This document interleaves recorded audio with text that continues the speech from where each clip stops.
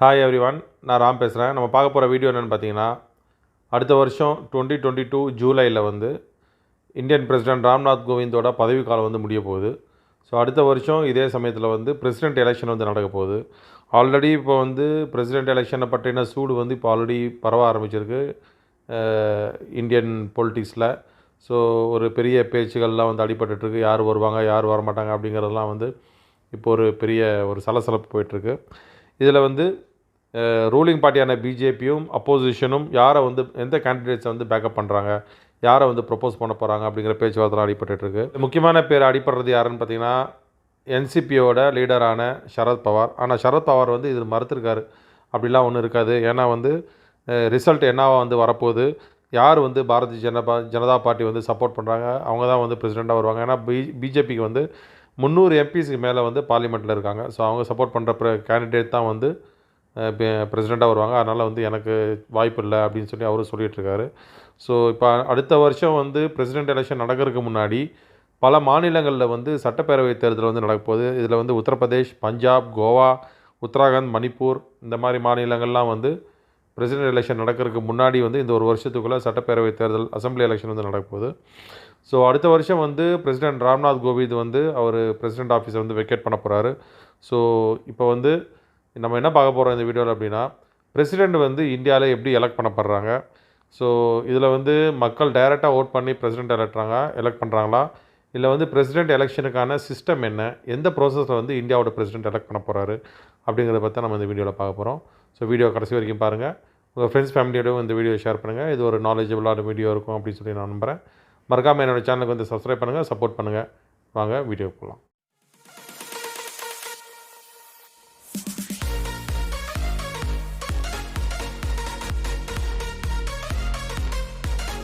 இந்தியாவில் வந்து பிரசிடெண்ட்டை எலெக்ட் பண்ணுறவங்க யார் அப்படின்னு பார்த்தா, பொதுமக்கள் வந்து டைரெக்டாக இப்போ எம்எல்ஏ, எம்பியை வந்து நம்ம செலக்ட் பண்ணி எலெக்ட் பண்ணுற மாதிரி டைரெக்டாக வந்து எலெக்ட் பண்ணுறது கிடையாது. பிரசிடெண்ட்டை எலெக்ட் பண்ணுறவங்க வந்து எலக்ட்ரல் காலேஜ் அப்படின்னு சொல்லி பேர். இந்த எலக்ட்ரல் காலேஜில் இருக்கக்கூடிய மெம்பர்ஸ் யாருன்னு பார்த்தா, எல்லா ஸ்டேட்டோட எம்எல்ஏஸ், எம்எல்ஏ அசம்பிளியோட members MLAs, including Pondicherry, Delhi, இந்த 2 மாநிலங்களும் சேர்ந்து இருக்க இந்தியாவில் இருக்கிற எத்தனை மாநிலங்களோட எம்எல்ஏஸும், அப்புறம் வந்து ராஜ்யசபா மற்றும் லோக்சபாவோட எம்பிஸும், இவங்கெல்லாம் வந்து சேர்ந்து தான் எலக்ட்ரல் காலேஜ் அப்படின்னு சொல்லி பேர். இந்த எலக்ட்ரல் காலேஜில் மொத்தமாக வந்து இந்தியா ஃபுல்லாக 4120 எம்எல்ஏஸும் 776 776 members of parliament including Rajya Sabha, Lok Sabha. அப்போது 4120 எம்எல்ஏஸும் 776 எம்பிஸும் சேர்ந்து தான் இந்த எலக்ட்ரல் காலேஜ். ராஜ்யசபாவில் வந்து ஸ்பெஷலாக வந்து நாமினேஷனில் வந்து சில பேரை வந்து அப்பாயிண்ட் பண்ணுவாங்க. இப்போ டேலண்டடான ஒரு ஸ்போர்ட்ஸ் மேன், இப்போ டெண்டுல்கர் மாதிரி, இல்லை வந்து ஆக்டர்ஸ், இந்த மாதிரி இருக்கிறவங்கள வந்து நாமினேட் பண்ணுவாங்க எம்பிஸ்ன்ட்டு. அப்படி இருக்கிறவங்க வந்து அது ஒரு 12 சீட் இருக்குது. இந்த 12 சீட்டை வந்து இந்த எலக்ட்ரல் காலேஜில் அவங்க உட்படுத்தப்பட மாட்டாங்க, இன்க்ளூட் பண்ண மாட்டாங்க. ஸோ அவங்கள தவிர்த்து பப்ளிக்னால் எலெக்ட் பண்ணப்பட்ட, எலெக்ஷனில் ஒழுங்காக எலெக்ட் பண்ணப்பட்ட அத்தனை எம்எல்ஏஸும் எம்பிஸும் எலக்ட்ரல் காலேஜ் அப்படின்னு சொல்லி அறியப்படுவாங்க. இந்த எலக்ட்ரல் காலேஜ்லேருந்து தான் வந்து பிரசிடெண்ட்டாக அவங்க ஓட் போட்டு பிரசிடெண்ட்டை எலெக்ட் பண்ணுறாங்க. இப்போ வந்து ஓட் போடும்போது ஒரு ஸ்டேட்டோட எம்எல்ஏக்கும் ஒரு வேல்யூ அப்படின்னு சொல்லி ஒன்று இருக்குது. இந்த எம்எல்ஏவோட ஓட்டு வேல்யூ வந்து எப்படி வந்து ஒரு ஸ்டேட்டுக்கும் மாறுது அப்படின்னா, எந்த பேசிஸில் மாறுது அப்படின்னா, அந்த ஸ்டேட்டோட பாப்புலேஷனை பொறுத்து அந்த எம்எல்ஏவோட ஓட்டு வேல்யூ வந்து மாறும். இந்த வேல்யூ எப்படி கால்குலேட் பண்ணப்படுறாங்க அப்படின்னா, அதாவது 1971 எடுத்த சென்சஸை பேஸ் பண்ணி தான் வந்து கால்குலேட் பண்ணாங்க. 1971 சென்சஸில் ஒரு ஸ்டேட்லையும் எவ்வளோ பாப்புலேஷன் இருக்குன்னு சொல்லி கணக்கெடுத்து அந்த பாப்புலேஷனை மொத்தமாக வந்து அந்த ஸ்டேட்டில் இருக்கிற எம்எல்ஏஸை வந்து டிவைட் பண்ணுவாங்க. இப்போ 5 கோடினா 50 எம்எல்ஏனா 5 கோடி டிவைட் பை 50 அப்படின்னு சொல்லி பண்ணுவாங்க. மல்டிப்ளை பை 1000, அந்த வரக்கூடிய டிஜிட்டை மல்டிப்ளை பை 1000 பண்ணும்போது தான் வந்து வரக்கூடிய வேல்யூ தான் வந்து அந்த எம்எல்ஏவோட வேல்யூ. ஸோ ஒரு எக்ஸாம்பிள் சொன்னோம் அப்படின்னா, டெல்லியில் வந்து ஒரு எம்எல்ஏவோட வேல்யூ வந்து 58ன்னு வரும். அதே உத்தரப்பிரதேசில் வந்து 218 வரும். அதே சிக்கிமில் வந்து வெறும் 7 அப்படின்னு தான் வரும். என்னென்னா சிக்கிம் வந்து சின்ன ஸ்டேட்டு, டெல்லி வந்து அதோட கொஞ்சம் பெரிய ஸ்டேட்டு, உத்தரப்பிரதேஷ் வந்து ரெண்டுத்தையும் கம்பேர் பண்ணும்போது யூபி வந்து மிகப்பெரிய ஸ்டேட். அதனால் அங்கே வந்து எம்எல்ஏவோட வேல்யூ வந்து 218 அப்படின்னு சொல்லி வரும். ஸோ அதே மாதிரி டோட்டல் வேல்யூ ஆஃப் எம்எல்ஏஸ், டெல்லியில் வந்து ஒரு 40 எம்எல்ஏ இருக்காங்க, சிக்கிமில் வந்து 20 எம்எல்ஏ இருக்காங்க, யூபியில் வந்து எவ்வளோ எம்எல்ஏ இருக்காங்க, அதெல்லாம் டோட்டல் வேல்யூ பார்க்கும்போது டெல்லியில் வந்து 4060 4060 அந்த டோட்டல் வேல்யூ ஆஃப் எம்எல்ஏஸ். உத்தரப்பிரதேசில் வந்து 83,824, சிக்கிமில் வந்து 224 வரும். இதெல்லாம் வந்து ஒரு எக்ஸாம்பிள் கால்குலேஷனுக்காக சொன்னது. அதாவது எம்எல்ஏட வேல்யூ வந்து எவ்வளோ அப்படின்னு சொல்லி நம்ம புரிஞ்சுக்கிறதுக்காக சொல்லப்பட்ட ஒரு கால்குலேஷன். ஸோ அப்படி கணக்கு பண்ணும்போது இந்தியாவில் இருக்கிற மொத்த எம்எல்ஏவோட வேல்யூ வந்து 5,49,495 வரும். கிட்டத்தட்ட 5.5 லட்சம். 5,49,495 அதான் மொத்த வேல்யூ. அப்போது இது வந்து எம்எல்ஏட வேல்யூ. இதே வந்து எம்பியோட வேல்யூ வந்து எப்படி கால்குலேட் பண்ணுவாங்க அப்படின்னா, ஒரு எம்பி அப்படிங்கிறது ராஜ்யசபா, லோக்சபா 2 சபைகளும் இருக்கக்கூடிய மெம்பர்ஸ் தான் எம்பி அப்படின்னு சொல்லுவோம். அப்போது இந்த எம்பியை வந்து எப்படி கால்குலேட் பண்ணுறாங்க அப்படின்னா, டோட்டல் வேல்யூ ஆஃப் எம்எல்ஏ, அதாவது எம்எல்ஏவோட மொத்த வேல்யூ இந்தியாவில் இருக்கக்கூடிய அது எவ்வளோ நம்ம பார்த்தோம், 5,49,475. மொத்த மெம்பர்ஸ் எவ்வளோ இருக்காங்க எம்பிஸ் ராஜ்யசபா லோக்சபாவில் 776. அப்போது 5,49,495 776 டிவைட் பண்ணும்போது 708 அப்படின்னு சொல்லி வரும் ஆன்சர். அப்போது அந்த ஒரு எம்பியோட வேல்யூ வந்து 708. அதுதான் வந்து ஸ்டாண்டர்ட் கணக்கு. அப்போது மொத்தமாக வந்து டோட்டல் வேல்யூ ஆஃப் எம்எல்ஏ அப்புறம் எம்பியோட ஓட்ஸு எலக்ட்ரல் காலேஜில் எவ்வளோ வரும் அப்படின்னு பார்த்தா 10,98,903. இதுதான் வந்து மொத்தம் value of MLA and MP இந்த எலக்ட்ரல் காலேஜ். இப்போ இது எதை பேஸ் பண்ணி எடுக்கிறாங்கன்னா 1971 சென்சஸ், அதுதான் வந்து ஸ்டாண்டர்டான ஒரு கணக்கை வச்சு எடுக்கிறாங்க. அந்த சென்சஸ்லேருந்து அவங்க மாறல. 1971 சென்சஸை பேஸ் பண்ணி தான் இந்த கால்குலேஷன் பண்ணப்படுது. ஸோ இன்றைக்கி வரைக்கும் அதான் பண்ணிகிட்ருக்காங்க. அப்போ எலக்ட்ரல் காலேஜோட மொத்த வேல்யூ வந்து 10,98,903 ஓட்ஸ். அவ்வளோ ஓட்ஸ் வந்து எலக்ட்ரல் காலேஜில் இருக்குது.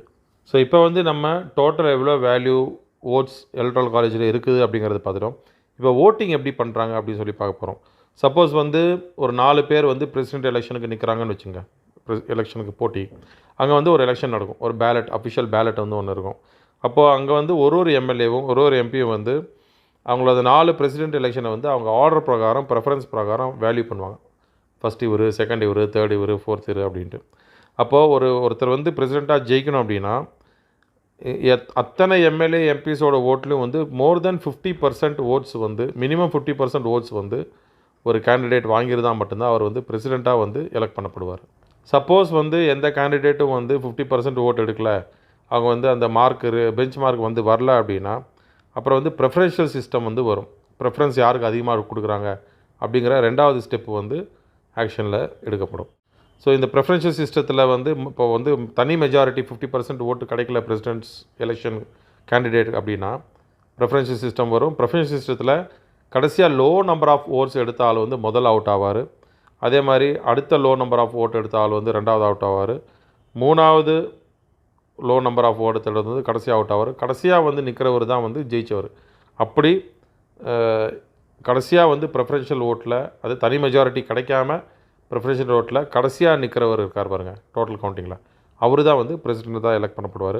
ஸோ இப்படி தான் வந்து இந்தியாவோட பிரசிடெண்ட் வந்து எலெக்ட் பண்ணப்படுறாரு. ஸோ இதான் வந்து அதோட சிஸ்டம்.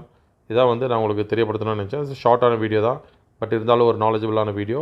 ஸோ இதை வந்து உங்கள் ஃப்ரெண்ட்ஸ், ஃபேமிலி, குழந்தைங்களோடையும் படிக்கிற ஸ்டூடெண்ட்ஸோடையும் வந்து ஷேர் பண்ணுங்கள். எப்படி வந்து இந்தியாவோட எலெக்ஷனில் பிரசிடெண்ட்டை வந்து செலக்ட் பண்ணுறாங்க.